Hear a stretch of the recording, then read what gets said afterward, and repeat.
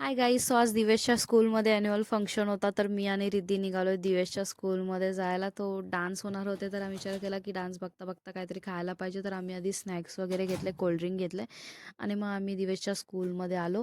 इथे त्याला स्टेज वगैरे तयार होतं, सर्व प्रोग्राम सेट होता आणि आम्हाला येता येता बघून दिवेश पण आम्हाला भेटायला आला आणि पण तो जास्त टाईम थांबू शकला नाही, कारण त्याच्या टीचरने त्याला आवाज दिला, तर मग तो त्याच्या फ्रेंडसोबत निघून गेला.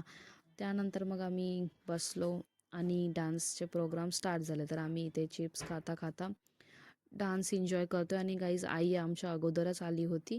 ती स्टार्टिंगलाच आली होती, आम्ही मधून आलो.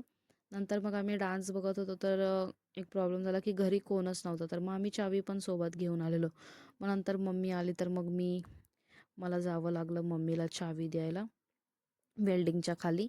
मग नंतर मग मी मम्मीला चावी देऊन परत आली, तर तेवढ्यामध्ये दिवेशचे डान्स चालू झाले होते. तर इकडे दिवेशचे डान्स चालू झाले, मग मी शूट करते. तर फक्त मी शूट नाही करते काही तिथे, रिद्धी पण दिवेशला शूट करते. तर आम्ही दोघी त्याच्या डान्सचा व्हिडिओ शूट करतोय.